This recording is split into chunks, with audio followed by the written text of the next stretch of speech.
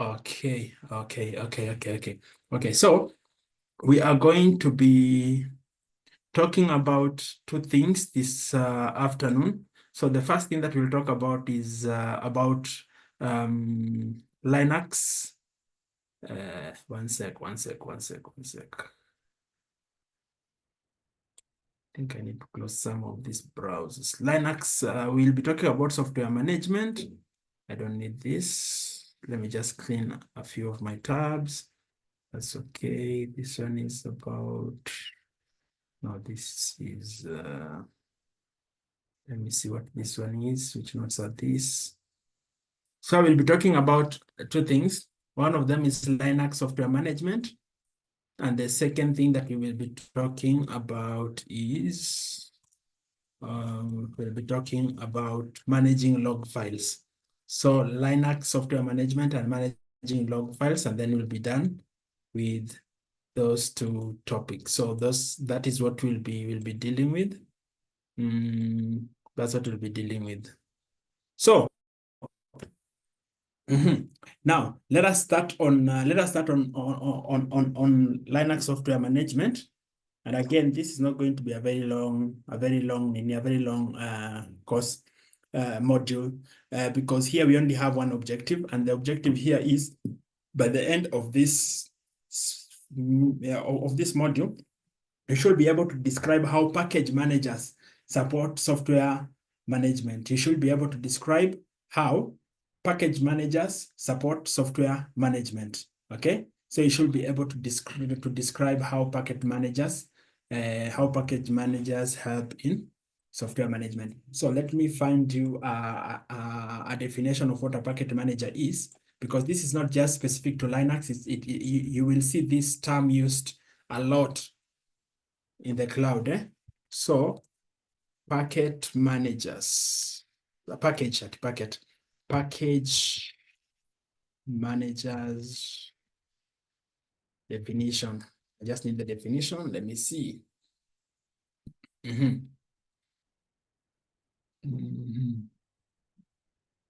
So as per the definition, and I'll give you these supplementary notes because it's not defined here. But now a package manager is a tool that automates the process of installing, updating, configuring, and removing software on an operating system. So we are saying that a package manager is a tool. That's number one. A tool that does what? It's a tool that automates the process of installing, updating, configuring, and removing software from an operating system. And it helps you to manage software packages.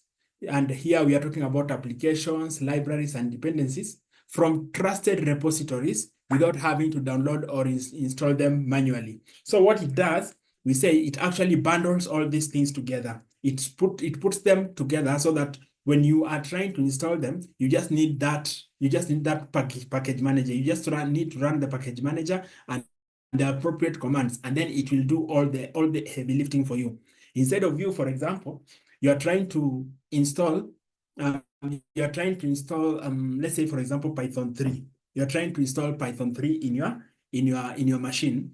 Instead of you having to go and now start by looking for all the dependencies that Python 3 uses, you will just run a simple, like in a pip3 install, or something like that. So once you have done that, everything else will be pulled for you. It will be pulled for you. And now in Linux, you'll see us use commands such as sudo apt install, sudo yum install, all those. So the yum and the apt that you've had me mention there, those are just examples of what we call package managers. Then later on, when you now start building competency, maybe even around DevOps, you start coming across other package managers that do heavy lifting for you for tools like, let's say, something like Kubernetes. It has its own package managers that actually handles all the heavy lifting for you, so that you just need to handle, okay, for you just interact with the package manager. The package manager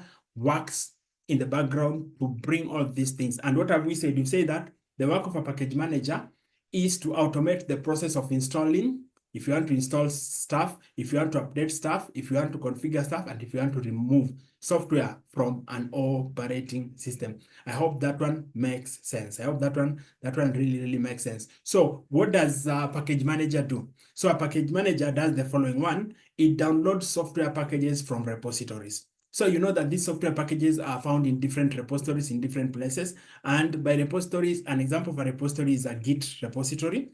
The ones that we find, say, in GitHub. So you can get that maybe whatever you're looking for is already there. So a package manager can pull stuff from there and install in your environment which you're working with. Then after it has done that, after it has downloaded, the next thing it does, it also installs them correctly with all required dependencies. You have found that there are times that you have software running or a program running in your machine. You run it during the first time and then it refuses to run, and then it gives you an error telling you that XYZ is missing. File XYZ is missing, or tool XYZ or utility XYZ is missing. Those utilities, those files are missing, and this program is unable to run because those are dependencies. Those are what this current program that you're trying to run depends on to run properly. That's why they are called dependencies. Then package managers also helps in keeping track of versions. All of us have had interactions with different applications. Applications come in terms of versions. You can get a version 1, version 2, version 3, or even a version 2.1, 2.2. So with every subsequent version, what happens is that that developers maybe introduce new features, or they fix bugs that have been found in the previous versions. So those versions, keeping track of the versions and ensuring that you have the latest version running in your machine, that's also the work of what? Of a package manager. So again, just taking a pause here, when you are doing when you are using Linux, like I told you that my machine is dual boot. So when I go to the Linux to the Linux side of my machine, what I normally do, I run the first command I run, because it takes me time to get there, maybe a week or two before I access that environment. Things might have changed. Updates might have been released. So what I do, the first thing I do once my terminal is fired up, I run a sudo apt update. Sudo apt update, something like that. So what it does, it updates my system. You see, so when we say that it keeps track of versions, so it looks at what I have vis-a-vis what is currently available in the repository where this what I have is from. So if there are updates there, it will pull those updates and bring them to my local environment. Hope that makes sense. Then a package manager also allows easy upgrades or removal. So similarly, again, if you want to upgrade, I've just told you we did sudo apt update, that is to update. Then you can also do sudo apt upgrade. So that one upgrades what you have to a better version, not just fixing what you have, maybe by pulling new dependencies that this one depends on. It gives you a total update. And then of course, removal. You can also remove easily using the same package manager. And then it also ensures system stability and consistency by doing all those things that we've said, looking at the version that is available in the repo versus what you have in your local environment, and then pulling and reconciling. I hope that one makes sense. So some examples of package managers before we get back to these main notes. Some examples of these package managers, and I'll give you these supplementaries, is for Ubuntu and Debian specifically, we have apt. So you can run something like, maybe you have Nginx running in your machine. You can have something like sudo apt, or you want Nginx to run really, you can run something like sudo apt install Nginx, or sudo apt install HTTPD, and then if you have Red Hat or CentOS or Amazon Linux, as is our case when we are using the EC2 instance, you can run sudo yum. So you can run, an example here is sudo yum install HTTPD, or sudo yum install Nginx, you see. And then for something like Mac OS, for Mac OS, what your Mac, so your package manager is called brew or homebrew. So here an example command is brew install. So you can say brew install git, that will install git, or brew install HTTPD. Then we have Python. So the package manager for Python is pip, PIP. PIP. So example command here is pip install. So maybe you want to install I think this is a library called requests. So you want to install a request, for example. So you can do pip install requests. Or you want to install something like the likes of TensorFlow, pip install TensorFlow. All those, very, very possible. Node.js is yet another system. Now, package manager for Node.js is npm. So example command here is npm install Express. Express is like one of the frameworks for JS. So npm install Express, something like that. You see, something like that. So those are just examples of package managers. I hope that one makes sense. So it's the same thing that you're talking about here. So when you're trying to manage software, specifically in Linux, it's very important for you, first of all, to establish the distro that you're using, the distribution that you're using. What is sudo nala? Leonard, sudo nala is? Sudo nala, what is that? Nimeona kwa chat umeandika sudo nala.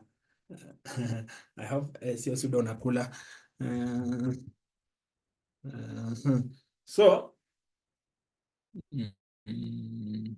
okay. So Nala is a front-end alternative for the apt package manager used in Debian-based system like Ubuntu, Pop OS, Kali, and Linux Mint. Nice. Oh, it is faster. All right. I've never used sudo nala before. That is very nice. Same as sudo apt, but faster and group installation. Very good. Better readability, parallel downloads, detailed transaction summaries, improved search and history features. Okay, awesome. We learn every day. So I've learned something. Sudo nala. Awesome. Thank you for that. So I was telling you guys that before you run any of these commands, or before you determine which is the right command or which is the right package manager to use, you first of all need to establish or understand the Linux distribution that you are operating in. So there are different Linux distributions, and the most common ones are the likes of Ubuntu, Debian, Red Hat.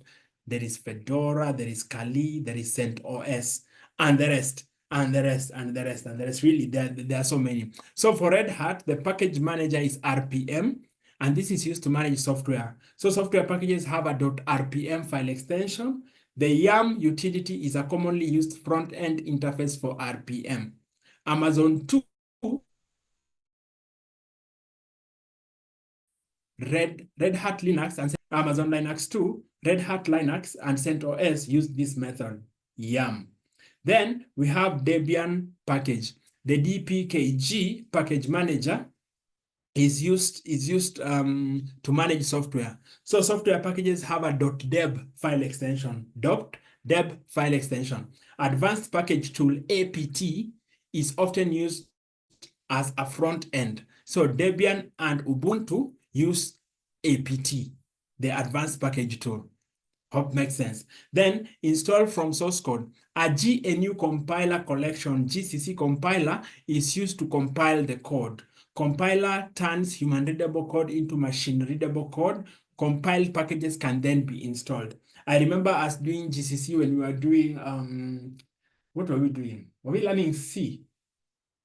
PaleRX, I think that's where I came across the GCC. I haven't used it much, but yeah, it does exactly that. So Musembi is telling us also for what? Also for C++. So interestingly, I am utility called YAM. YAM in full is Yellow Dog Updater. Why Yellow Dog? Okay, Yellow Dog Updater modified is commonly used as a front end for RPM. So all these notes are just the things that we've talked about together, the supplementary notes that I've given you. So you guys can read that. You guys can read that. And hapa chini, exactly what Musembi has told us pale kwa chat, that a GCC provides compilers for various programming languages, including C, C++, Objective-C, and Go. After the package is compiled, you can install it and go. Okay, awesome. I'm currently actually learning Go. I'm learning Go at the moment. So that is just awesome. That is awesome. So package managers and packages. Package managers and packages. Same things that we say. What does a package manager do? Package manager, it installs, it updates, it keeps the inventory, and then can also help in and installing what it installed. Then package managers contains everything that is needed to install software, and we talked about this in terms of dependencies. So here we have precompiled code, documentation, and installation instructions. So that's what you get. Now, this one here represents this software package. This one represents like our repository where the software package is. So it is pulled by the package manager and installed on a Linux server. That is what that one means. That's what that one means. So what is a repository? You've heard me use this word over and over. So let us look briefly at what a repository is. So we are saying that repositories are servers that contain software packages. Repositories are servers that contain software packages. And this one here, we are talking in the context of Linux software management. So we are saying when you hear us talk about repositories in this context is important. In this context, we are saying that is where our software packages are. Of course, we know that repositories also serve other purposes. Like for instance, we have code repositories where our source code rests or our source code is pushed to. Then from there, we can actually pull it to our local environment, run it locally, or we can even write what we call CI/CD pipelines, point to this, and then deploy it to the cloud. Deploy it to the cloud. So all that is possible. All that is possible. So that is what a repository is. So we are saying that repositories are servers that contain software packages and other stuff like what I've just said, source code. Then repositories can be one online at a vendor site, which the vendor manages. So that vendor has the repository or online, but they are the ones who are managing. And by managing, it means any update that is needed, they're the ones that are doing it. Then wherever you have access to it, maybe you subscribe to it or you bought it or it is open source, you can get it once it has been uploaded, once it has been made available generally to the public.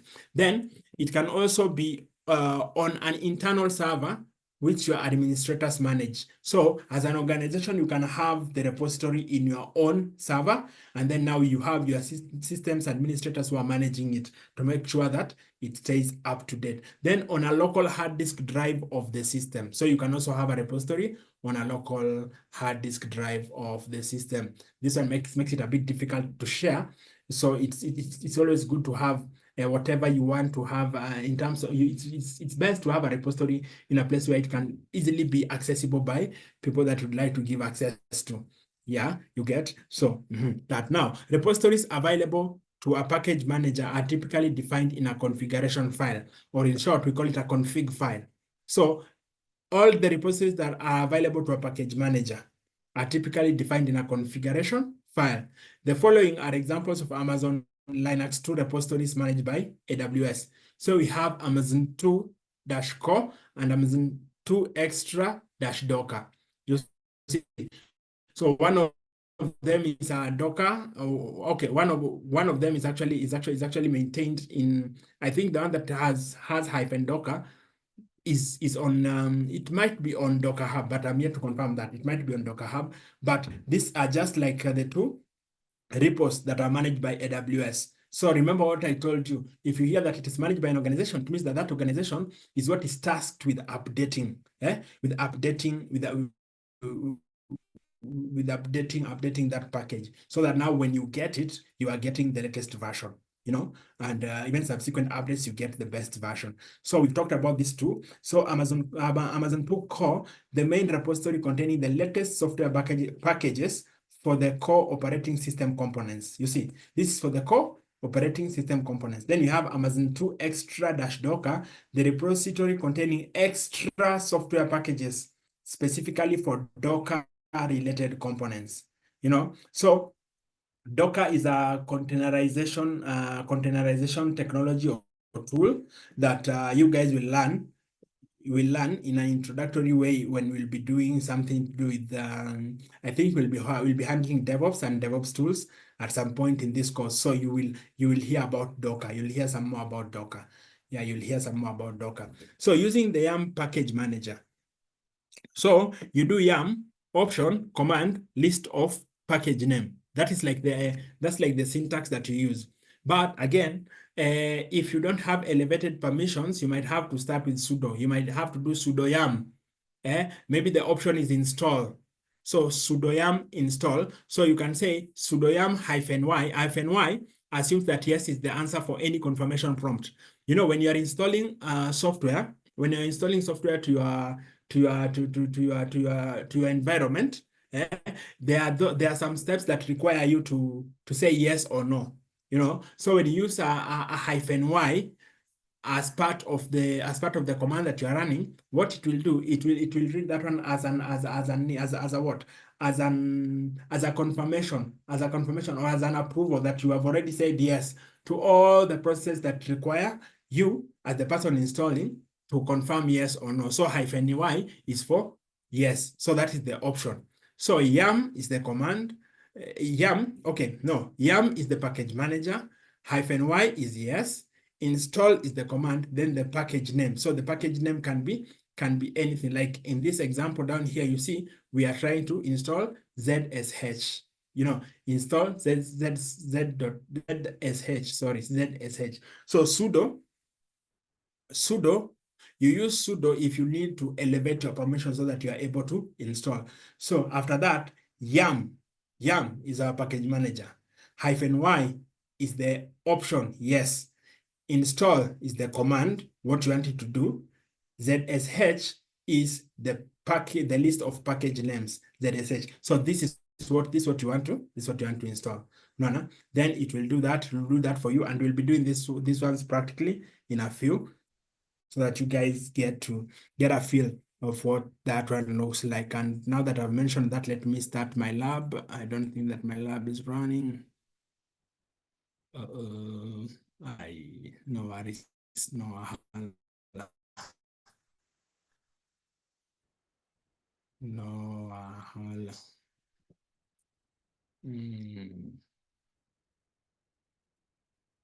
No, okay.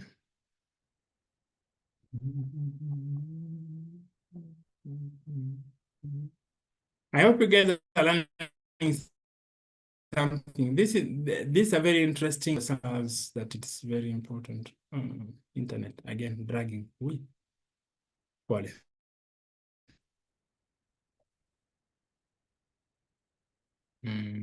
Let that one load.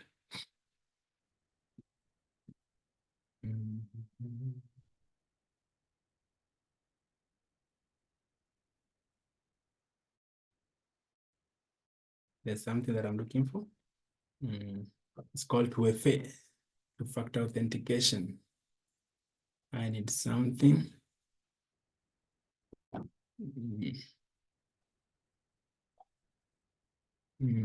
Where were we? Here. So let's just get back.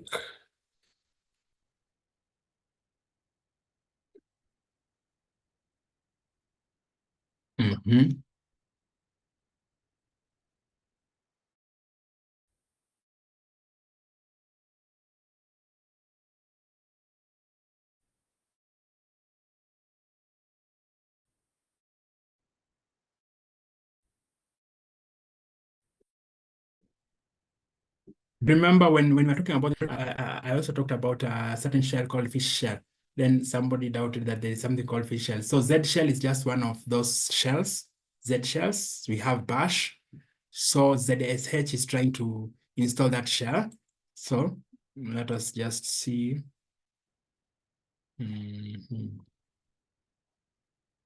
Let's just see. I want to start my lab. And then mtu akuwa ananishtua. Nilikuwa najua when my lab is about to expire. Paul, I was not able to start this when we were in the break.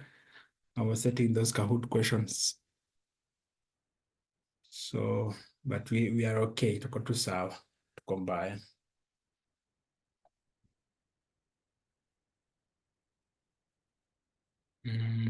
Software management. Where are you? Software management. I've just seen you somewhere. Software management, good. So this is the lab.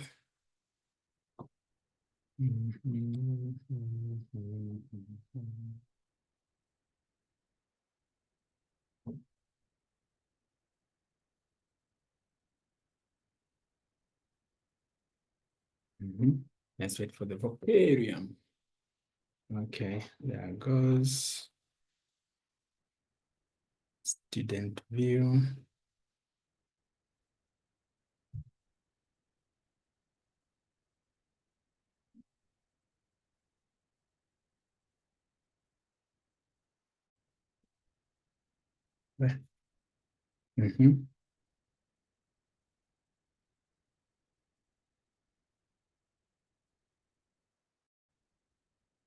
That's the student view. So give me a sec. Hi. The student view. Okay.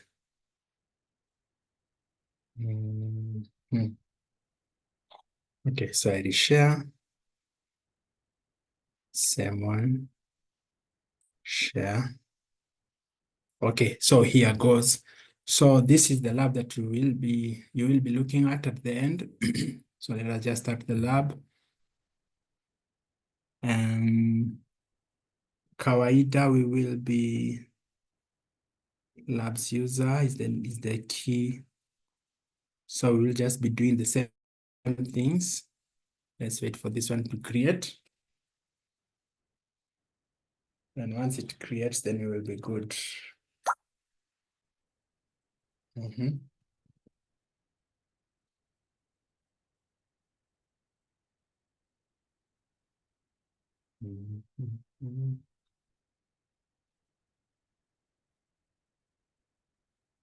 So I want us to demonstrate the use of this the YAM package.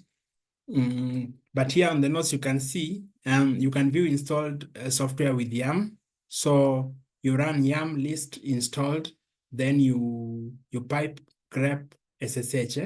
You pipe grep SSH. So you see everything that has SSH that was installed using our package manager when we ran it the first time. So you can see all of them. So we will try and do that. So the example above shows how to list the software packages installed in the system using YAM command. The grep command filters the resulting output to list only packages listed to the secure shell. Secure shell, that is the SSH utility. So that is important to note. Then install software from source code. Now, when it comes to installing software from source code, this will be what we will do once this one is running. It's ready. Good. Awesome. We go to AWS. So we go to AWS again. AWS. Okay, here goes.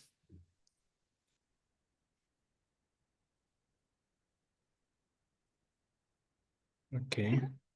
So we are looking at our EC2.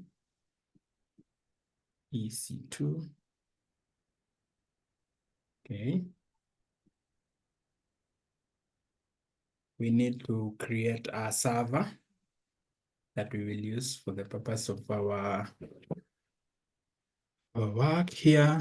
So let us go to instances, launch an instance.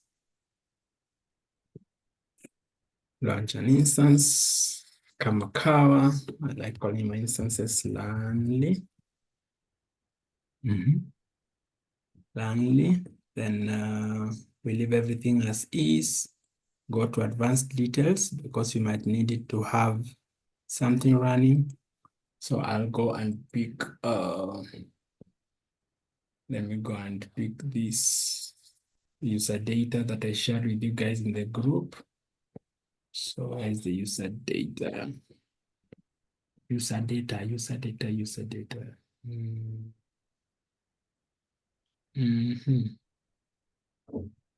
Let me see. AWS restart. Okay, here goes. So this is our user data. Let me copy it. So the user data I gave you, for those who did not follow the first time, this is where you paste the user data upon done it. Then you just say launch instance. Oh, what is missing? Oh, key pair. I have not created a key pair. Sorry. I'm running faster. Labs user. Labs user. Then it will be a PPK. Create that.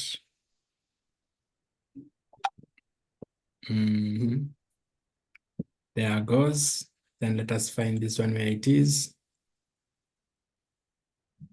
Here it is. This here Junda tunataka. So I'll delete here chini. Man, delete haraka haraka. Oh yeah, good. Then I'll come here and rename this. So we can rename this as that. So we are good. Now, we can just launch this instance now. Our user data is still in. Good. Now, as it does that, let's get our putty ready. So this one is expired, I believe. I was using it in the morning. Session, close window. Okay, so success. Let's go to our instances. Of course, it will take some time to initialize because it's also doing those two other things that we told it to do, like install the HTTPD server. So it's doing that. But meanwhile, let's just copy this. Copy our putty. Our putty. Run it as an admin. Then here, you paste your you paste your IP. You change this one. I've been using 60 consistently. You go to SSH, auth, credentials, browse, go to your key, pick your key, and then open. Let's see, okay, accept it. User is EC2-user, enter, authenticating, authenticated. So we are authenticated. Before I do anything else, let me move it and refresh this to see if the checks have finished.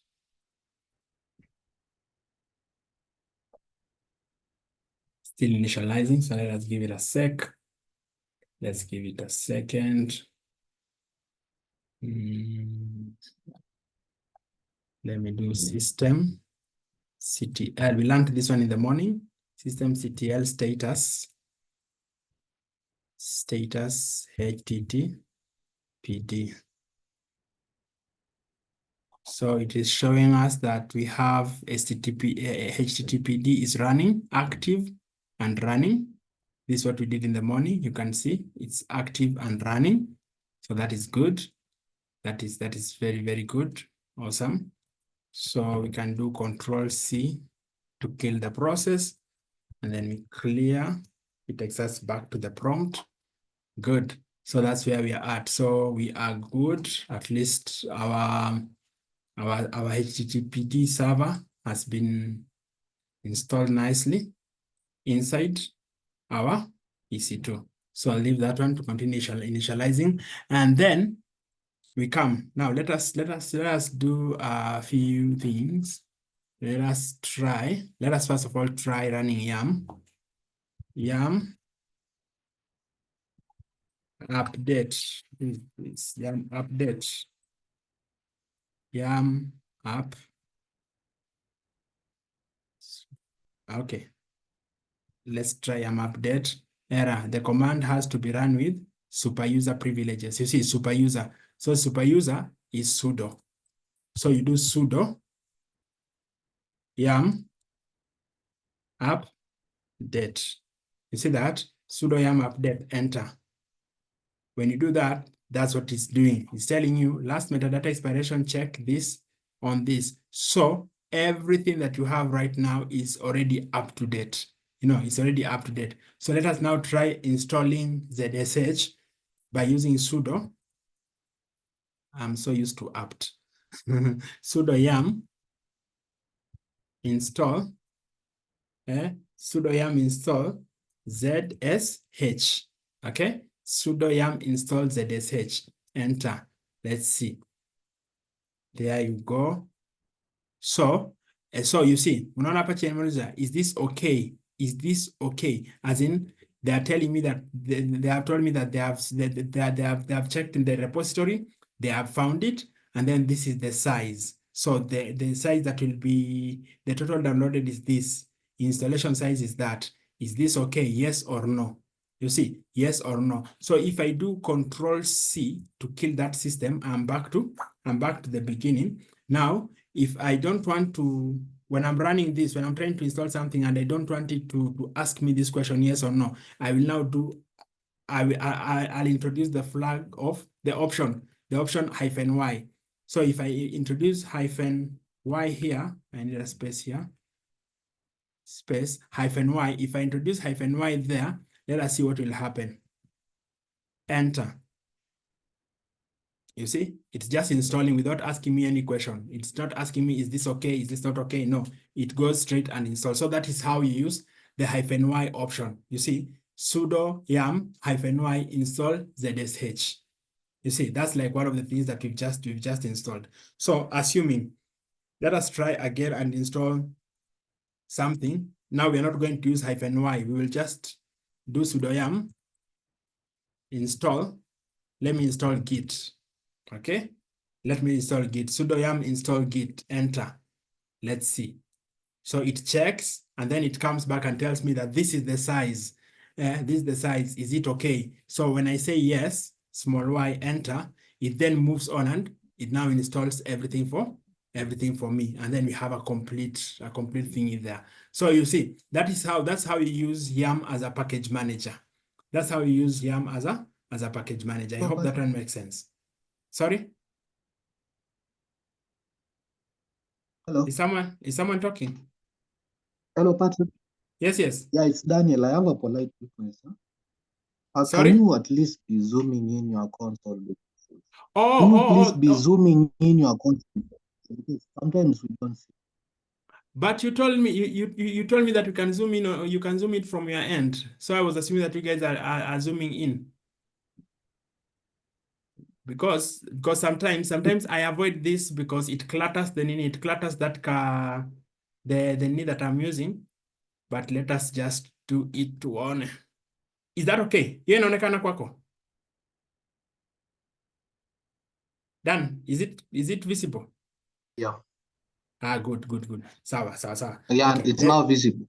cool. So let us clear this. Let us do sudo yum uninstall. I think this is the command, uninstall. What do you want to uninstall? Let us uninstall ZSH first and see if this will work. No such command uninstall. Please use sudo yum could be plugin. Aina shida. This one is what your Debian. Simtuambie vitu hii kitu yenye mnafanyangaje if you want to uninstall something, because the package manager is supposed to uninstall for us. Give me a sec, let me troubleshoot. Chat. Good. This documentation is big.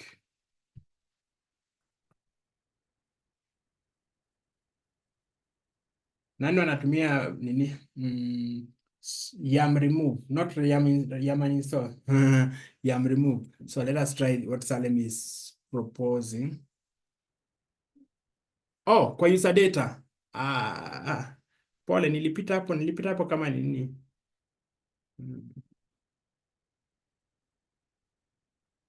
Pole. I'm changing my internet. This nini is bad. I'll find how to sort you Musemi. Don't worry, nataka tulipiteo process. Ndakuonyesha chenye tutafanya. So let's try that. Sudo yum remove -y ZSH. This is what Salem is proposing. Let's try it. Yeah, good. It has removed it. So when we are trying to install this, we did sudo. Oh, you got it. Oh, thank you. So sudo yum sudo yum sudo yum sudo yum ilikuwa ni sudo yum install a second. What are you saying? Oh, okay, sawa, iko sawa. Sudo yum install -y the same ZSH. So tumeitoa, tunairudisha tena. There goes, it's installing, poop, complete. So it has been installed. So that is how you use the package manager. That's how you use the package manager. I hope that one makes sense. And thank you for that, Salem. So I've known it is remove, not uninstall. Remove, sudo remove, sudo apt remove. That apt remove ama apt uninstall. I think it's remove, by the way. I think it's I think at apt, but we still use remove. Okay. Sawa. Awesome. Good. Now, you can install software from source code. Because Linux programs are usually open source, you can compile the software from source code yourself and install the software. So the first thing is that you download the source code package archive file. Most times inakujanga as a zipped file. Then you unarchive the package file. This is to unzip it. And then you compile the source code, maybe using the likes of GCC. And then now you install the software. You now install the software. So that is the process. So you downloading the software, the source code package, software source code package are typically compressed archive files called a tarball. Remember we talked about tarballs? We talked about tarballs when we were talking about .tar files. Tarballs usually have the tar.gz file extension and can be archived and decompressed using the tar command. So compile the source code. A GCC compiler can be used to compile the source code into a binary code, and then you install. Once the source code has been compiled, install the software by following the instructions that are typically included in the package. So every package comes with its installation instructions, which you need to follow. So having said that, I remember when I was doing restart myself, I used to get a bit confused with these two commands, the wget and the curl command. Wget and curl command. So these two commands are commonly used utilities for retrieving files from other servers. So you have a file on a different server and you'd like to retrieve it, you will either use, the wget command, or you use the curl command. So they have different features that make them suit for different use cases. So for instance, with wget can do a recursive download, while curl downloads a single resource only. A single resource only. So does it mean therefore that recursive download is able to download multiple files? Most possibly. Then for wget, it supports the following protocols: HTTP, HTTPS, and FTP. While for curl, it supports HTTP, HTTPS, FTP, and many other additional protocols, including FTPS and file. Then wget performs retrace over unreliable connection. So if you're trying to download your files from a server and then you face some disconnection, maybe because of network, we get wget. Wget can perform retrace. It can perform retrace.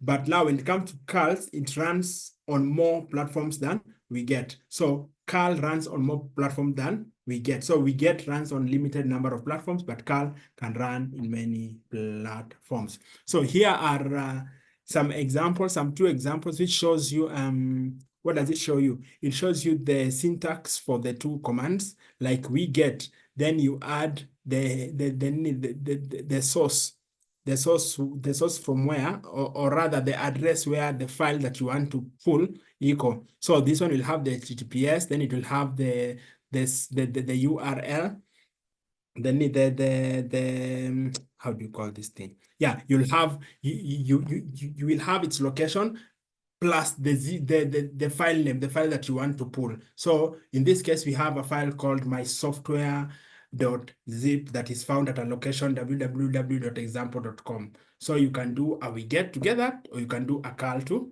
get that. I actually call wget wget. So when you hear me talk about wget, I mean wget. So this is a remote server and this is your server. So you're trying to pull this software, you're trying to bring it to your server. So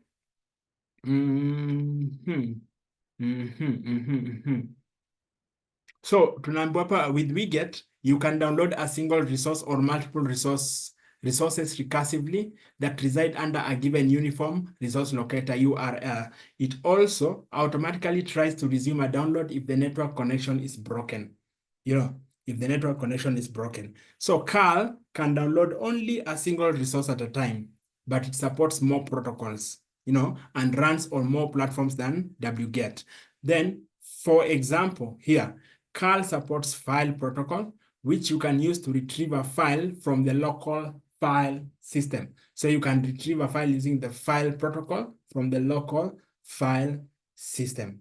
So examples of curl, where you can use curl. Later on again in this course, we will show you guys how to download AWS CLI and then install it in your local environment, and then make sure that it is integrated together with your chosen IDE. So that now when we start writing things like CloudFormation templates, where we are now trying to what are we trying to do? It is CloudFormation is just an infrastructure as code tool.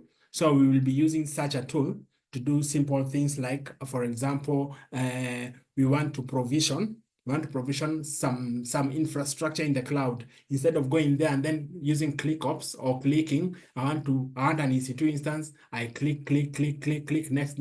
I just need to write declaratively. I need to write some lines of commands within that file called the CloudFormation template. And then when I run it, it is now going to do the heavy lifting for me. It will provision all the infrastructure for me, be they EC2 instances, S3 databases, configure security for me, configure networks for me. And then once everything is done well, I'll get a success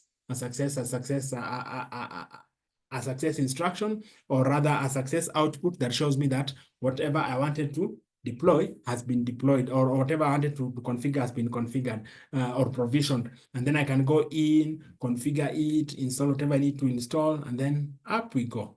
You see, so in cloud engineering, a lot of things we automate them using scripts. That is why tomorrow's class is very important for you guys, and come ready to learn, because Joy will be teaching you guys on scripting, and scripting is a very, very important skill for any cloud engineer.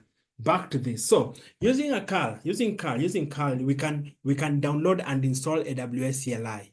AWS CLI. So CLI in full, anytime you see CLI in context of tech, and when we are talking close to programs, just know that CLI means command line interface in full. Command line interface. So this is the AWS command line interface. And I remember when I think Joy was doing introduction to AWS, she told us about the various ways in which we can access AWS services. One of them was through the console, which we've been doing a lot. Then there's another way through the CLI, and then there's another one through the SDKs, and those are software development kits, and then there is others through REST. There's another route through REST. So CLI is very, very important, and you'll see when you start doing it. So you can download AWS command line interface CLI installation file using curl command. So look at that example, curl https://AWS-CLI.amazon-AWS.com/AWS-CLI-exe-linux-that.zip, -o, then you have your AWS CLI v2 .zip. So when you download, okay, when you run that command, what it will do, it will first of all download it to your machine. Let me see. I don't, okay, yeah. Yes, because I'm not using my local. Let me try running it on, because I already have it on my local. That was my concern. So let's see. Let's come here. Oh, that's copied twice. Ndio shida. My mouse is very happy. Sometimes inajifinyanga mara mbili. So I need to close this. Enter. You see what it has done? That's what it has done. It has actually completed. It has, oh, wait. No, wait fast. Not really. Download. Yeah, I think it has. So let us run the second line of command and see if it gives us an error. Then we'll know that that was not successful. So the second line is to unzip whatever we have downloaded. So remember, Carl was used to download. Then now let us unzip and see. Let's unzip it.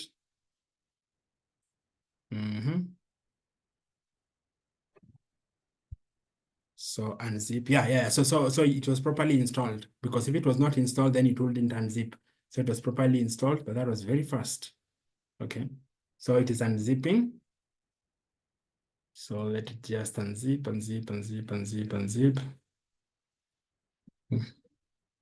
It's unzipping.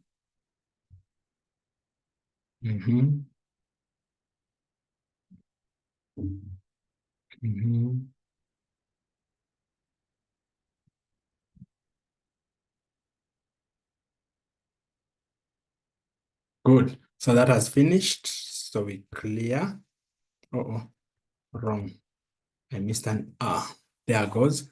So we've cleared that. After unzipping, then we run sudo. Let me just run this one here. Sudo /AWS/install. That's the command that they've given. Enter. Let's see what we get. You can now run.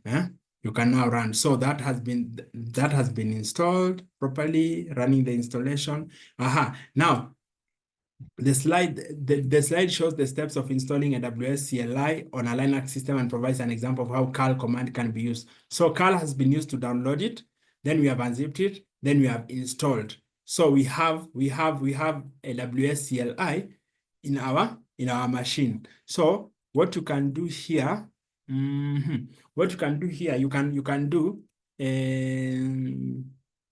AWS CLI. Is it -v or -v? Let's see. Let me try again. AWS CLI -- ni version kweli? No, wait fast. Kidogo tu. That is interesting. Kwani I work kama terminal ya kawaida. Because it's supposed to do right. Give me a sec. Things are cluttering my screen. Enter. Resolve.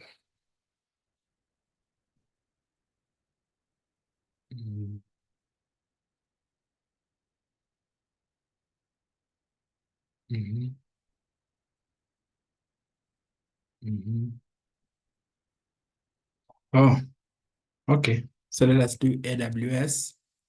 Actually, not AWS, not AWS CLI, AWS -- Let's see. There it is. So the CLI is in. Here it is. You see, there it is, because all of these are still considered to be, they are all considered to be utilities that work together. They work together. You'll find that the CLI at some point it will work with Python, it will work with Linux, etc. So there it is. So it is installed. So it is properly installed. That is awesome. That is awesome. So checkpoint questions. Or let us start first of all by asking anyone with a question where we are at. Mtu kona swali before we go for our checkpoint questions. All right. So should a question zoom through your mind, always free to talk to us. So let me make sure that my lab is expire. So start lab again. So what are we? Where are we? What are we? Where are we? What are we? Where are we? Oh, where is my name? Ah, good. Checkpoint question. So how is the software installed by a package manager? How is the software installed by a package manager provided? How is the software installed by a package manager provided? Somebody? How is it provided?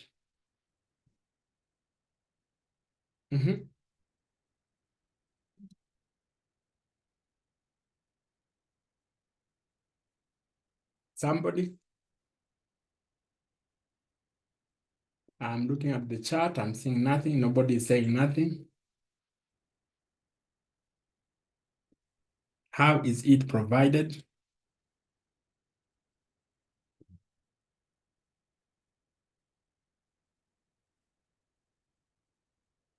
You heard me talk about repositories where these packages are. Do you remember?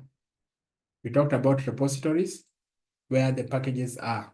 So basically this the software is found from those repositories, and they come as a package. They come as a package, so you can find them in those different repositories that we spoke about. We talked about 3 types of repositories. Then what is another way to install software on a Linux besides using a package manager? Besides using a package manager, what can you do? You can also install software on Linux using source code. So you saw the first bit of the lesson, we were talking about using package managers. Then we transitioned to a place where we are now talking about the ability of installing those software using from source code. Then which of the file retrieval utilities, Wiget or curl, automatically tries to resume a download operation if the network connection is temporarily interrupted and then restored? Of course, the answer there is wget. So it is wget that has that capacity of doing that. Somebody unmute, and I want a lady to do this for us. Nani sikuwa nimemwita jina leo? Tuone kama ako area tusome.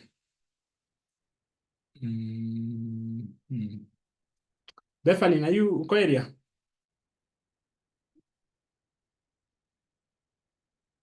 Bethany.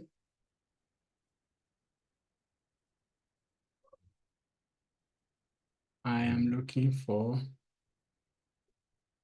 a lady. Yes, you can call in the morning session. Gail.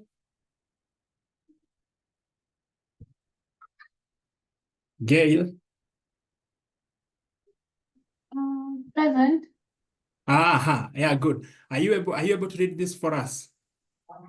Okay, the key takeaways. Yes. Package managers are used to install, update, inventory, and remove software on a Linux system. The software to be installed is bundled in a software package, which contains everything that is needed for the installation.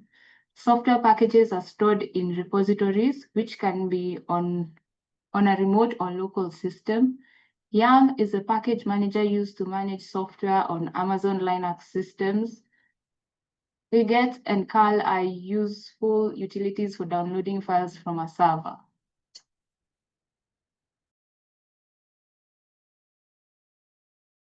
Awesome. Thank you so much, Gail. Thank you so much, Gail. That was awesome. So that is all about software, about Linux software management. So that is all about it. And as we just told you, ever since we started doing this, I told you, or rather, we both told you that most of these things that we are doing on Linux is just introductory. So if you want to go deep, there is so much resource that you can use. So we hope that when you come across these things, especially when you are using Amazon Linux 2, you will know how to use the YAM package manager properly. So that is that. Now, before we shift and go to the next module. Let us look at how the lab looks like. I think I had already opened the lab somewhere. Yeah.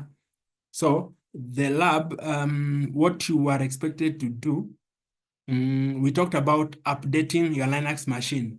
So the same thing that you did for the previous lab, where you are, what were you doing? Where you are, you created company A, yeah? Not actually created, you created a directory called company A because we are creating our own server. So make sure that you have company A, created at the appropriate place. And then again, when you will be, once you have created company A, now good thing here is that you don't need to, when you create your server, you don't need to have a user data. You don't need to have user data because you will install the HTTPD later. You'll install the HTTPD when your server is already running. So you have both options. You can either choose to install it using user data, or you can install it later.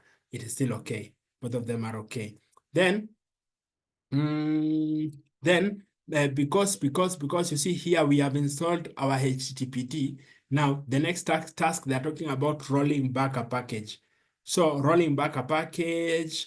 Let's see, in this task, you downgrade a package that has been updated through the YAM package manager by doing the following: using the YAM history to list what has been installed and updated, rolling back to the most recent update in the history list. So you do your history, and then based on that history, they're saying that we run YAM history. Let me see how that thingy looks like. I've never used it myself, YAM history. So we do history. Yeah, you see now when you run sudo YAM history, it shows you this is what we installed and the time that we installed it, the date that we installed it, the removing, where we removed it, then we installed Git, then we had ZSH, we had all of this. You see, all of these are here. And then, is it possible to move to this other side? Because this has not covered everything. One sec.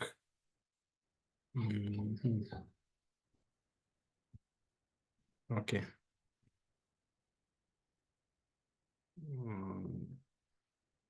Yeah. Okay. All right. So you see all the actions: install, removed, install, install, install. So that is that. And then, yes. So you can actually view it that way, and then you just follow. With Easy Labs, these labs, you just follow the instructions as they are given, and you're supposed to end up with in a good place. Then installing the AWS CLI on Red Hat Linux or on your Nini, either on Red Hat Linux or on Amazon EC2 Linux, the one that we are using. So they have given you the steps to do, and you saw me installing it. So you'll do the car, then you'll unzip, then you'll do this sudo to run that, and then you'll be able to see commands that run with it. And then finally, you'll configure the AWS CLI to connect to your AWS account. This is very important. You will do it here, you will do it inside the lab environment, but later on, when we now show you how to connect programmatically to your AWS account, we'll also show you how you can use your ID in your local environment. So this is important. You'll do that. And then,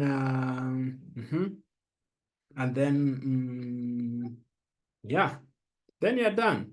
Nothing much. In mambo tu ya taking the command as is, running it. It's supposed to just give you those things as they are. So hapa hakuna kitu ngumu. So in case you do the lab and then ukome mahali, always reach out. We'll be here, happy to help you.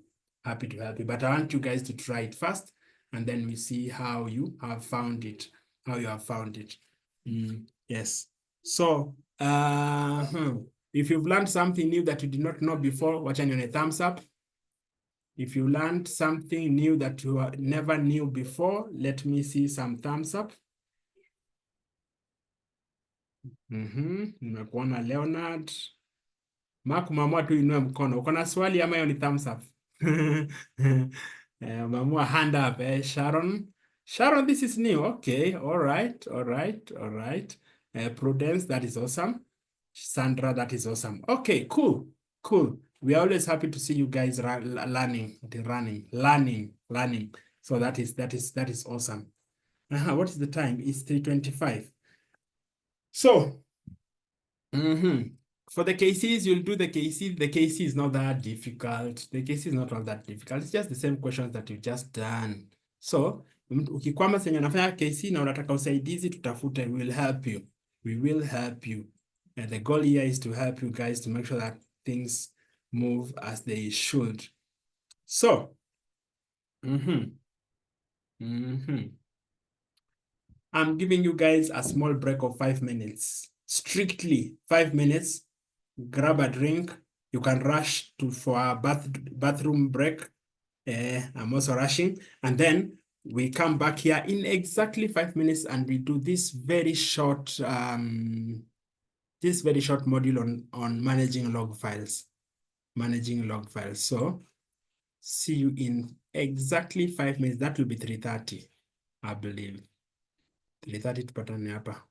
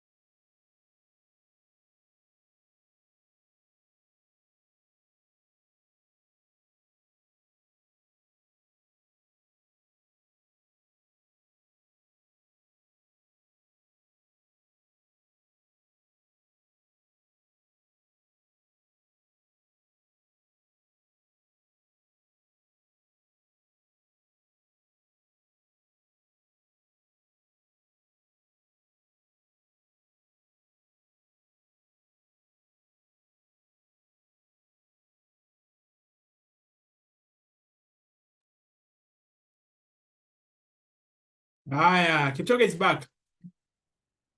Where? Dan, unaniita Kipchoge? I'll explain something to you guys. So, msio na wasi. Msitense. Haya, if you are back, tafadhali inua mkono. Nataka nikianza this next one. Nikuwa nimejua niko na kina nani huku. If you are back, please raise your hand and keep it raised. If you're back, raise your hand and keep it raised.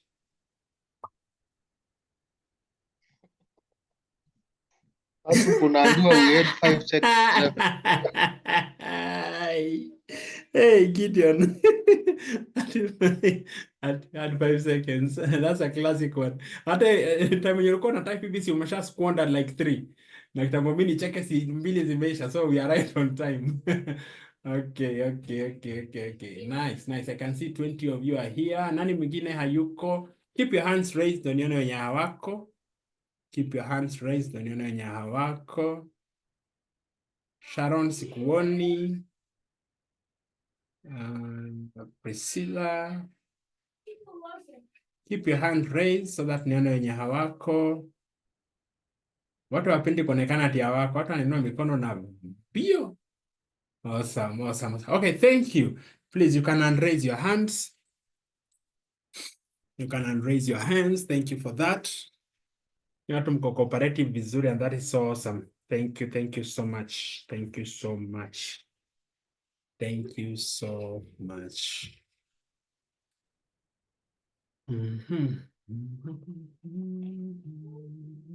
So I need to restart the lab. Your time is here. So Justin, you can unraise your hand with 2 others. Who are those 2 others? Yeah, Salem, you can unraise your hand with Prudence. Okay, cool. Awesome. So, yeah, I understand. By the Daniel, I totally understand. I understand the concern. It might look like you are going fast, but we actually are not. We are right on track.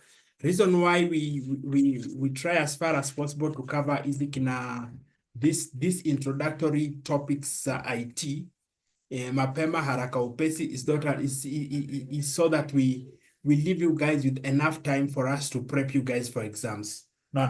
We leave you guys with enough time for us to prep you guys for exams. And we told you that that these things that we are teaching you as introductory IT topics such as Linux, networking, Python, security, those ones are not coming in your certification exams. So we are giving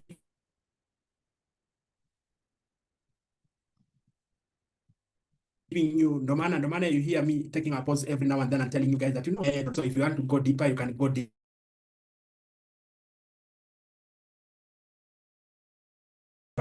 After CCP, if that's the part that's admin, there are courses that you can do. So don't worry about it. Tukifika kwa resources, then you will start seeing us going relatively kwa mwendo wa aste ili mshike, na pia tutakuwa tunawapatia ni exam questions so that you see how exams come around the topic that you are covering. I hope that one makes good sense. So now we are going to do another very short topic called managing log files. Managing log files. So you've heard me before talk about log files and telling you guys that one of the responsibility of a systems administrator is actually to check logs that are generated by the system to understand a few things. Sometimes you might have to check logs for audit purposes. Sometimes you might have to check log for security purposes. Sometimes you might have to check log for debugging purposes. Maybe you are experiencing that you feel that like your servers are slow or your server has crashed. Then you will always go to logs. And this is also a very important interview question. Most times, you might be asked that maybe you're being interviewed for a cloud engineer role or even a systems administrator role. Then you're asked that you come into the job, and then you discover that part of your system is down. How will you resolve that? How will you resolve that? So when they ask you such a question, what they're trying to test, they're trying to check your thought process.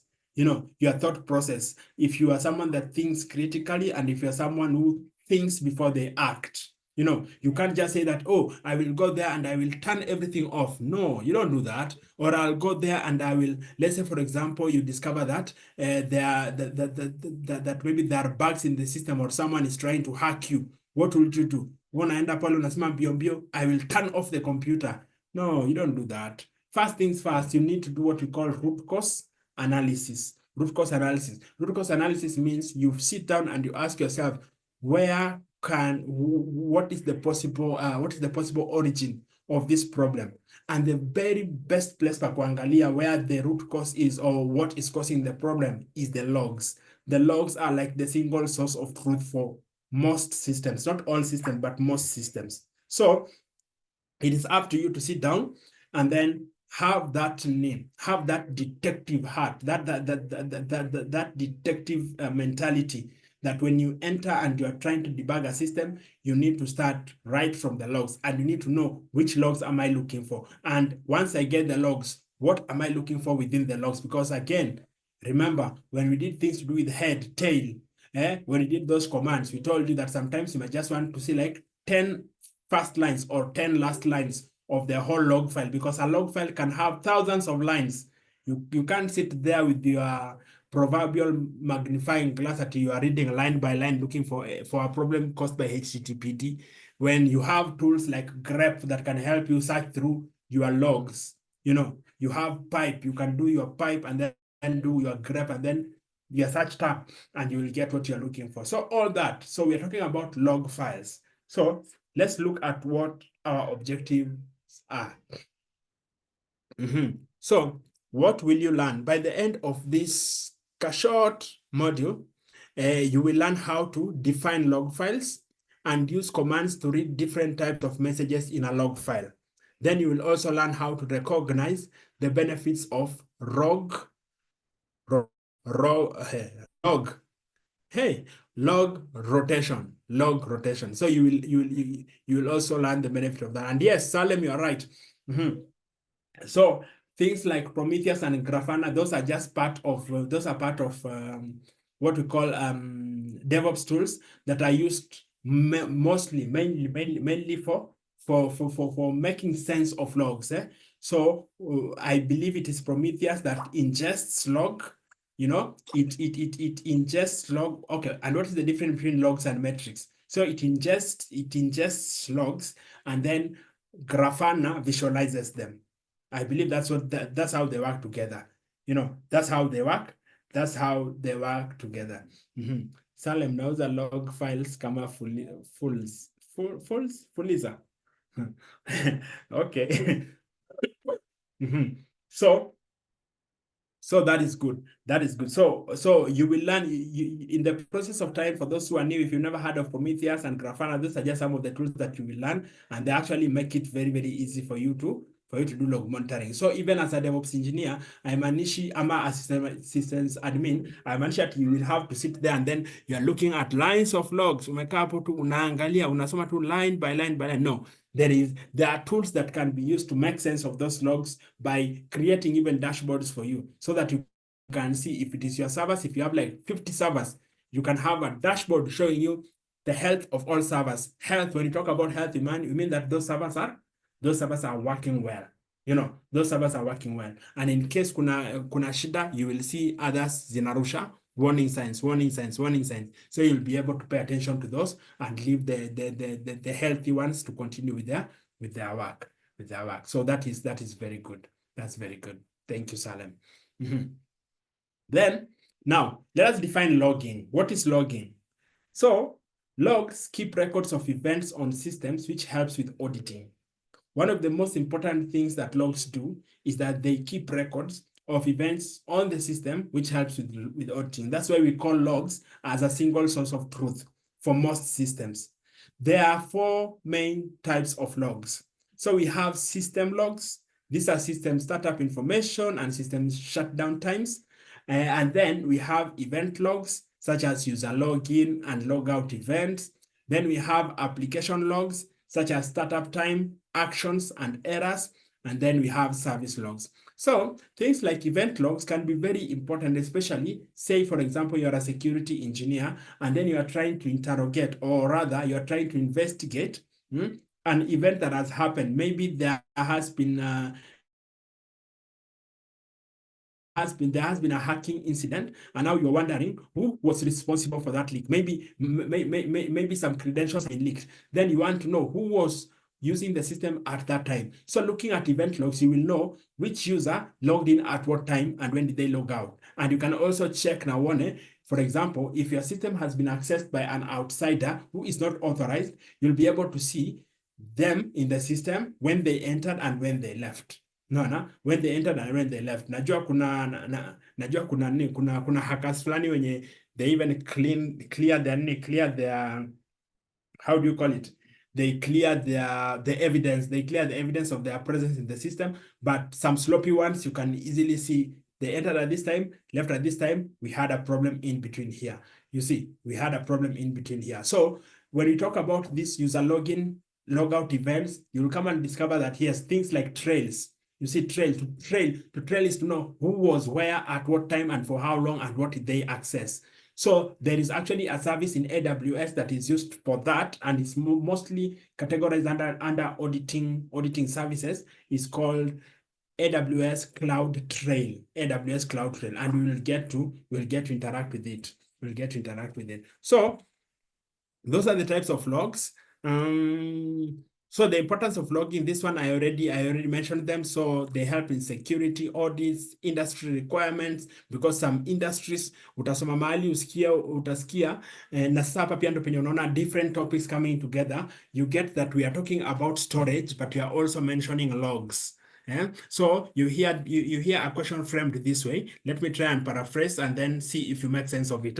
They tell you that that XYZ is an insurance company, and by law, they are required to maintain the records of their clients in their systems for 3 years. They are required to maintain records of all their clients, past and present, in their systems for 3 years. No, that's what they are required to do. Then they tell you that this particular insurance company has been able to segregate these records such that they have the records for the current customers and the records for past customers. And they have discovered that the records for the past customers is quite bulky, and they are looking for the best storage solution that is cheap and efficient, that and will meet the regulatory requirement. Then you are asked hapo chini, which of the following storage classes would you advise them to use for storing past client data? Then ukapo na Glacier, ukapo na S3 standard, ukapo na EBS, na ukapo na EC2. Of course, the answer there is Glacier. Why? Because they don't need access to this immediately. It is not what they use in their day-to-day. But when we are doing Glacier, even in an introductory way, we already showed you and told you that now when you're dealing with Glacier, you can access the data when you need it. And retrieval cost is low, one, and also storage cost is low because it is like one of those storage services that are cheapest compared to standards, stuff like that. You see, so when you're teaching you about these services, and we will be diving into services soon, when you're teaching you about them, don't think about them in isolation. Think about them as in working together, as in working together, you see. Yeah, so you say you can store this in a bucket and audit them when needed. Yes, you can store them in a bucket. Sasa hapo kwa bucket ndo nasema a bucket is the S3. But now when we're talking about S3, we talked about something called the S3 life cycle policy, where you define and say, after this period of time, I want you to move this data that is not frequently accessed to the cheapest storage tier. You understand? To the cheapest storage tier. So that is an important thing. I'm just trying to show you. I'm not. It's not like I'm teaching you guys S3 again, but I'm just trying to tell you that these topics tend to collaborate. as in logging, because the logs that you have, you find them maybe being ingested by CloudWatch logs, and then after being ingested there, you find them now being directed to for storage in S3. And then S3 has to transition them according to their access patterns to the cheapest storage tier, stuff like that. Paul, I have some cold.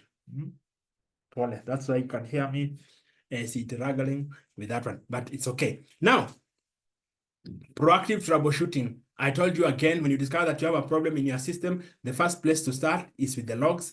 Then we have SLAs. So SLAs are service level agreements. So service level agreements are very, very important also for organizations. So you can do troubleshooting, and then you ask yourself if what you're offering actually fits what they are looking for. I thought I saw a question qua chat. No, there is none. Okay, good. So this is an example of a log file. Unaona vile ni refu. Unaona? So we have done sudo cat var log yam.log. Let me see if we can create our own logs here. If I run that one, will I get anything? Wacha ni run huku kando kwanza.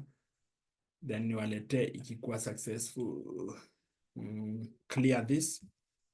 Give me a second, guys. Enter. So we say cat dash dash log yam dot log. No such file. Yam dot log. Let's do cat. Okay, let's do this. It's okay. It's okay. We can always just do the log. Is that available?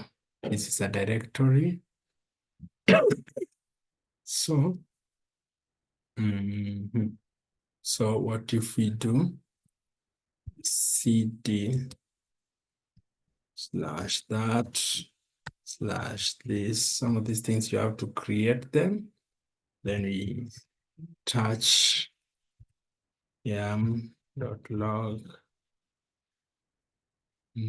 Permission denied, so we do sudo. Let me just bring it here. Mwone majabu yenye nafanya na errors yenye nagongana nazo. So nimepata some error. Let's do that. See, okay. So if I go back, no, delete, go back. Then what we do cd dot. We are back. Then again cd dot. We are back. Awesome. That's where I wanted us to be. Then we run. Let's try this and see if we have anything. So that file is empty. There's nothing written to it. So again, I just want to make sure that this one is working. No, cd there. Ls. So there you go. So this is what we have all here. So I was trying to create this is what I've just created. I did not know that we have these other ones inside here. So maybe we can try and open dnf.log. So let us do that. cd dot then then we do, what is the name of the file? Instead of yam.log, let us open dnf.log and see if it has anything. There you go. You see, now this is our log. This is our log right now, and it is still, it is still generating more lines. So you can't tell me that you'll sit here and then now start looking at each one of these one by one. That's why we have those. That's why we have those visualization tools, those log ingestion and visualization tools that we've just talked about. all of that. So when you see all these logs that has been generated by the system, you know, all this log that has been generated by the system, then you're able to use that. So that is that. So that is how logs look like. And you can see here what they're saying, sudo cat this list programs that were installed or updated. So all the programs that were installed or updated can be seen here. So initially I did not have iam.log file. I've just created it right now. So let us come down here and do sudo apt, sudo yam, not sudo apt, sudo yam install. What can I install? A very small package, a very small program. Sudo yam install. Any dev in the house, give me something kidogo that I can install. What can I install? A very small thing. Pip. Has anybody said anything? A suggestion. Okay. Let me see if pip is available for installation. There goes. No, it has installed it. Good. So we've installed pip. Pip is a package manager for Python. Okay. Then now let me try and run the cat command. Let me see. Oh man, no, you done like a milele. Give it a sec. Let's just see. Cut. Enter. Still nothing has been returned to the yam.log file. I thought that by installing that it will be written there because this file is supposed to capture the things that have been installed. But again, I'm not supposed to be the one that created the yam.log file. The yam.log file is supposed to have been created by the system itself because it's a system file. So that's why I'm not seeing that written there. But at least you guys have seen logs. So logs zinakaa tu hivi vile zinakaa hivyo. So you can make sense of it. And we've talked about the detective stuff. So there's also an error log. Is the log file. Yeah, so for error log, specifically for HTTPD, this one, it actually records all the errors that HTTPD faces when it is running. You know, maybe you've run it and then it has run into an error, it is recorded there. So you'll be able to use that one for such services. The second is the log file for HTTPD, a web server service. Awesome. Now, logging levels. Now, there are different logging levels that you'll encounter in the process of time. So severity ranges from 0 to 7, where 0 is the most urgent and 7 is just, okay, that one is just for your information. But 0 is emergency. This one log messages when the system becomes unstable. 1 is alert, logs when immediate action is needed. 2 is critical, logs only messages for critical errors. The system may become unstable, it's not even unstable. 3 is error, which logs only messages that indicate non-critical error conditions or more serious messages. Then 4 is warn, logs only messages that are warning or more serious messages, usually the default log level on Linux distribution. And then we have notice, which logs messages for normal events, but of significant importance, and info that logs all information messages and more serious messages. And finally, debug, logs all debug level and info messages. So these are just things that you need to know for the purposes of, we call it FYI, for your information. Then this ones we talked about these 4 commands that you can actually use to query your logs. The commands are tail, head, less, and grep. You know, tail, head, less, and grep. So you see here, they're talking about tail, varlog/yam.log, and then you grep HTTPD. Now, we don't have our yam.log. I don't know why our system does not have yam.log, and yet we did some installation, but still, what could be the issue? Not sure. Okay, but still, when you run that one successfully, you should be able to see, because you're looking for HTTPD specifically, it will sift through the logs because grep is a search tool.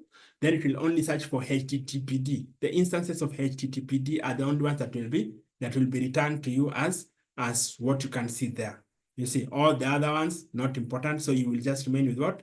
With your HTTPD. You see when you run this and say, remember when you were talking about head and you say sudo head -n5, it will give you the first 5 lines of the error of the log file that you want to view. So it will show you the first five lines. And then similarly for tail -n5, it will show you the last 5 lines. Remember that one, we did it in the previous class, so I will not belabor that point.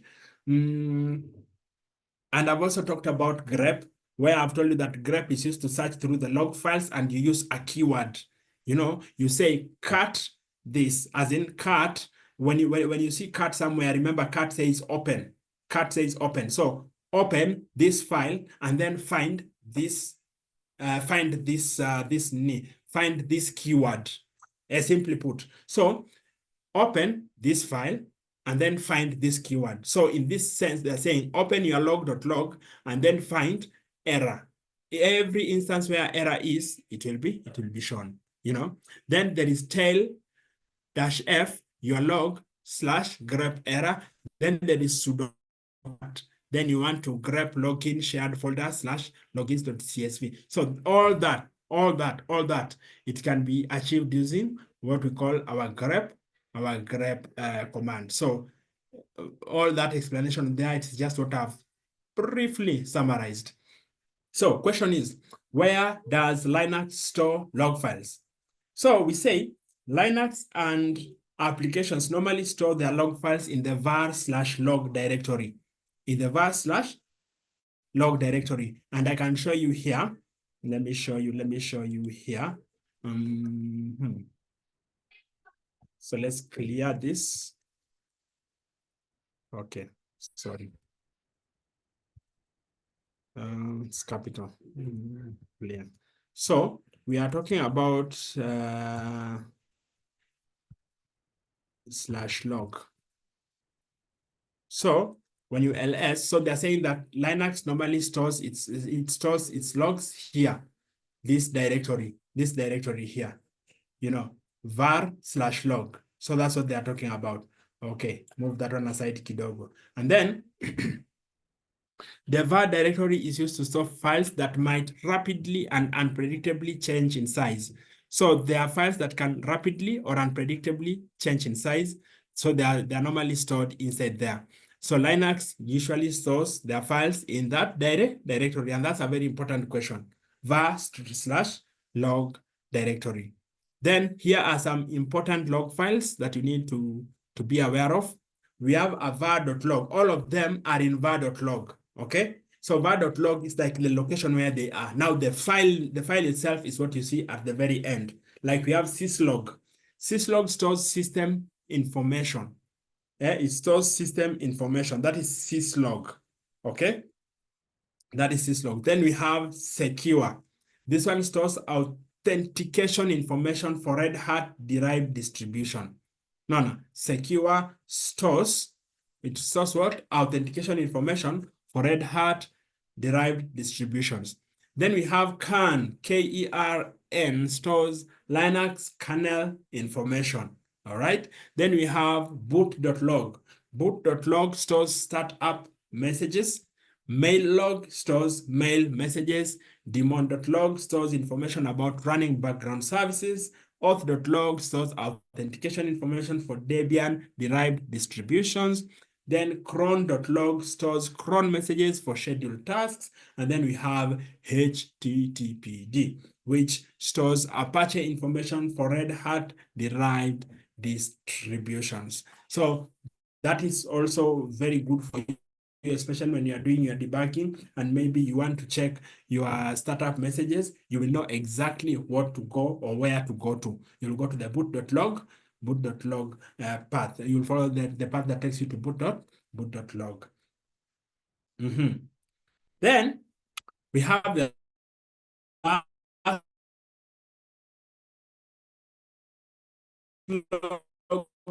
command, last log command as one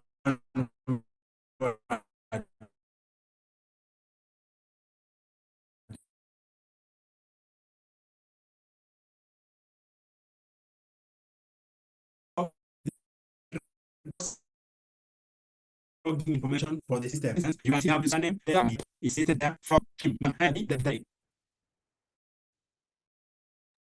Patrick, kindly check your internet.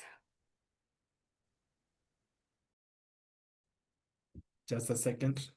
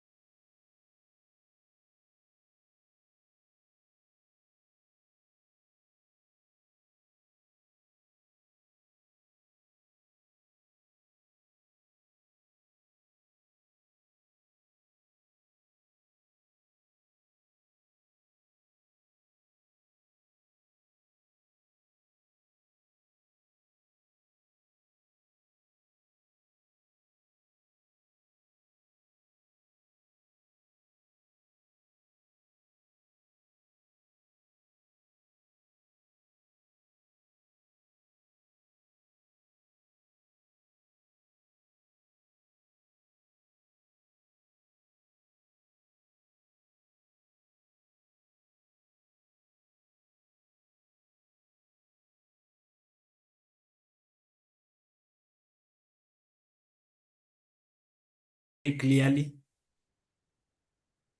What is the last thing you heard me say? What was I teaching on? Nisikuwa nimewacha nyuma, nilikuwa najiongelesha. You can now share, Patrick. Okay, cool. Last log command. Cool. So we are actually there. Thank you, Esther. Thank you, Sandra, for that. Awesome. Good.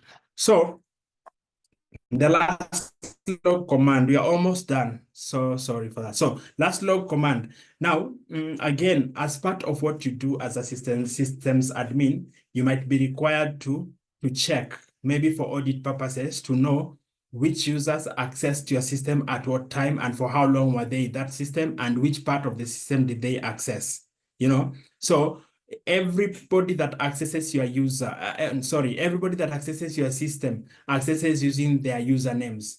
And most people have usernames, and actually it is best practice, even for organizations, that when you are giving access to your to different classes of users, including even temporary users, create unique usernames for them that will distinguish them from the other users. For example, if you have guys that are just coming to work on your system, let's say for a day, you can give them temporary credentials. Don't just let them use guest logins. Yeah, don't just let them use guest logins. Give them usernames that you can easily track and get to know what part of the system they access. That is very, very important. As a sysadmin, it's very, very important, even from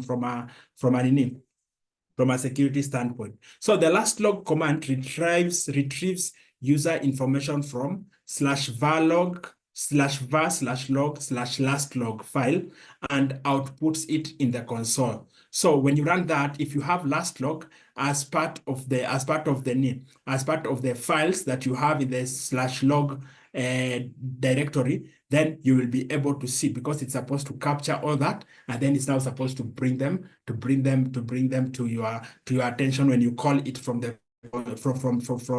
when you call it via a command. It's supposed to print it out in your console.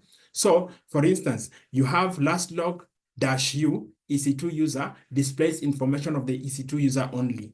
But now last log -t1 displays the login information more than 1 day ago. It displays the login information more recent than 1 day ago. Then you have you are told here you can use man last log for more options. You remember man, we told you when we were running man is for manual, so it will give you all the other options that you can use with with the last log command. Yes, it will give you all the other options that you can do with the last log command. Then we have this thing that we call log rotation. So log rotation is important. Servers typically run large applications. Servers often log every request. This logging leads to bulky log files. There's a lot of log files that come into your system. Then log rotation can help with the following in regard to bulky logs. One, it is a way to limit the total size of the logs that are retained. And two, it still helps analysis of recent events because you've been able to rotate. So you will know this is what has been generated most recently. And if you want to analyze, you will be able to catch just the batch that you want to, that is most recent, you know. Then log rotation is an automated process that is used in systems administration where dated logs are archived. So dated logs come with dates the way we saw.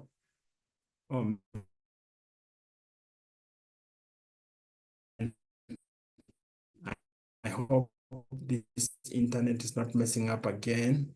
Sorry. So we are saying log rotation is an automated process that is used in system administration where dated log files are archived. So the archiving of these files helps you to know that, for example, if I want to go back, let's say 1 week ago, and check 1 week ago who accessed the system.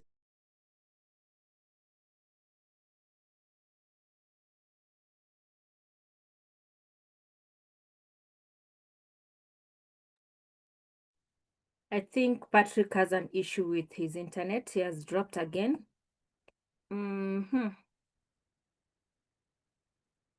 Okay, he's here. Patrick.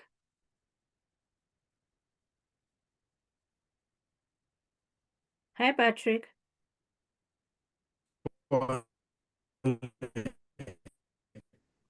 Your net is not stable. We are done. Kabisa, pole. In log rotation. And you add, yeah, yes.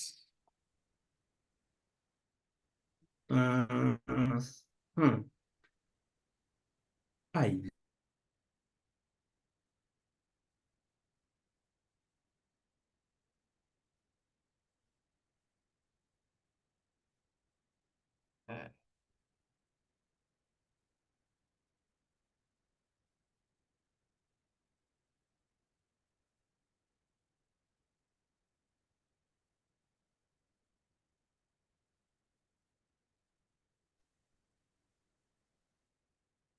Esther, I heard you call me. Sorry.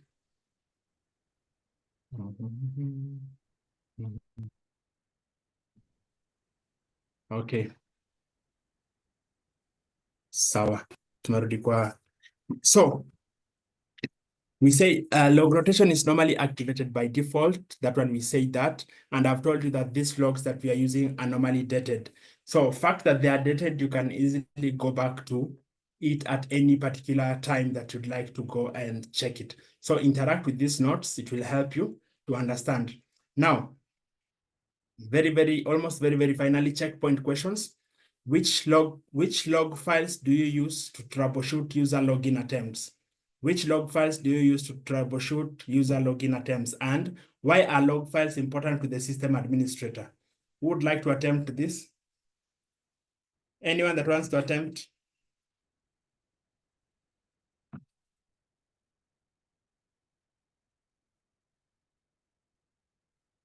We've talked about log files. So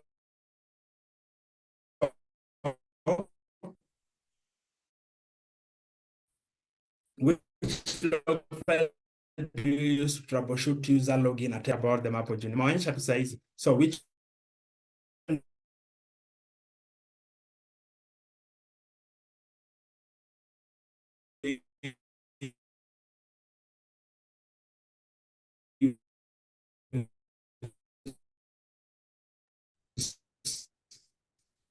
Patrick, unajiongelesha. We can't hear you. You're breaking. So there are two. You can either look at it from the auth log or oh, how?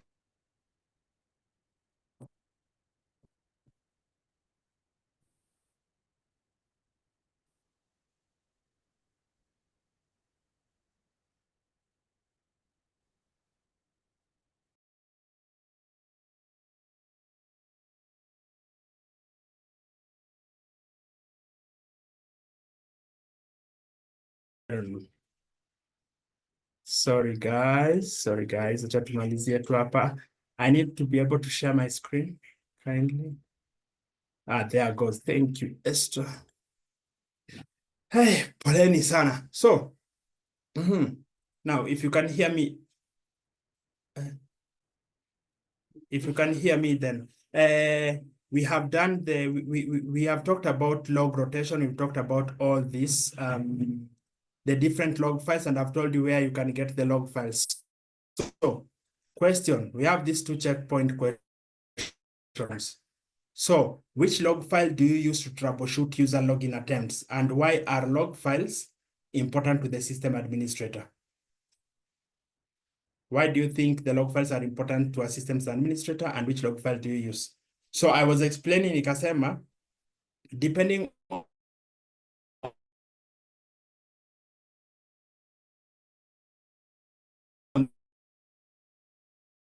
the distro that you're using, the Linux distro that you're using, auth.log or in the second detail. So that's for question 1, for checkpoint question number 1. Well, please don't log me out. Please don't log me out. Please don't log me out. Okay. Then the other one, you say log files are running records of what is occurring on a system. So as a sysadmin, this is important because you will be able to see who has been accessing your system, what programs are running, and if there is any problem with any service or any program, you'll be able to trace it. You'll be able to trace it. Ili tumalizie, someone read this key takeaways for us. Please unmute and read it for us.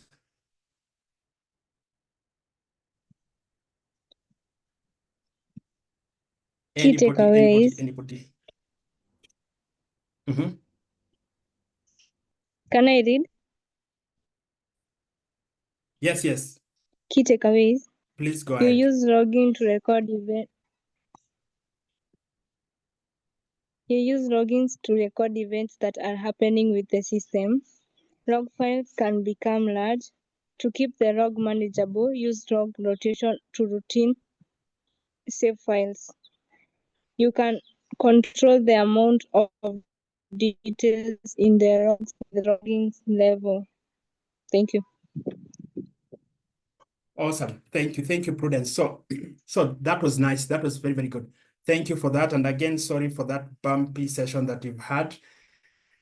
I just want us to look at the labs to see if there is anything that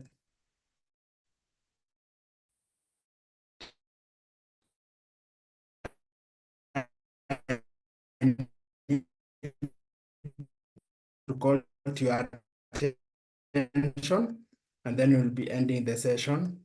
Make sure you do the KC. This for this particular one, you'll need to go back to the notes because, sorry, we've had some bumpiness in the delivery, but we'll work on it. So let's look at the KC, not KC, the lab. The lab is managing log files. We will just release you guys.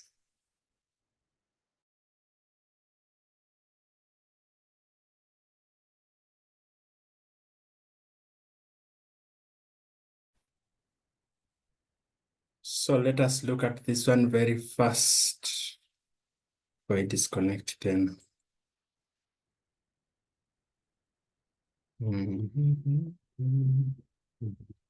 Okay. So for these log files, managing log files. Oh.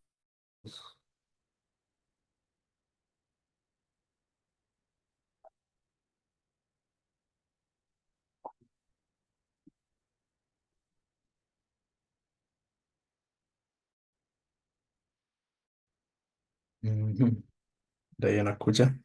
Give it a second.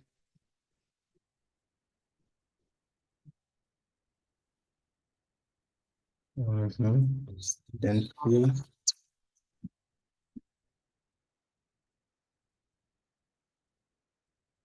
Student.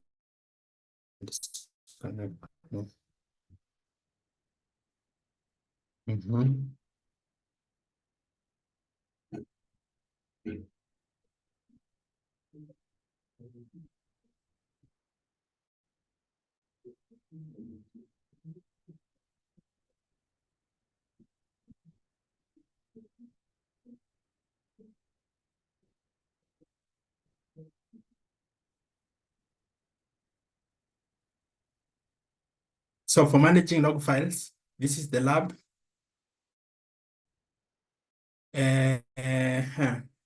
So again, even for this one, you will still create the company A directory.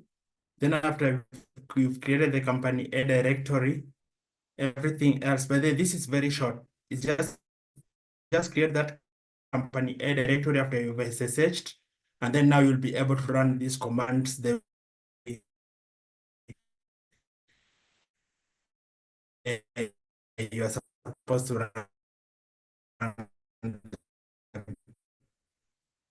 You're supposed to run the way you're supposed to run them. What kind of commands am I seeing? The way they have been provided there. In case if one lab fails to run because of the help you out, we'll try and help you out. So that marks the end of our class. Pole, again, pole. Hii session ya saa nane haijakuwa smooth and seamless the way I had hoped, but we will try to do better next time. But thank you so much for your patience. Thank you for extending grace, and we hope that you guys have learned something. So tomorrow, when you come tomorrow to class, you'll be with Joy. And so also, that one, yes. So I'll see you guys on Thursday. So mkwenas jioni poa. Do your cases. Please don't let these things pile because it's a lot. Don't let them pile. Do your cases, do your labs, and then let us meet tomorrow. Sawa. Any questions? Good. So bye-bye.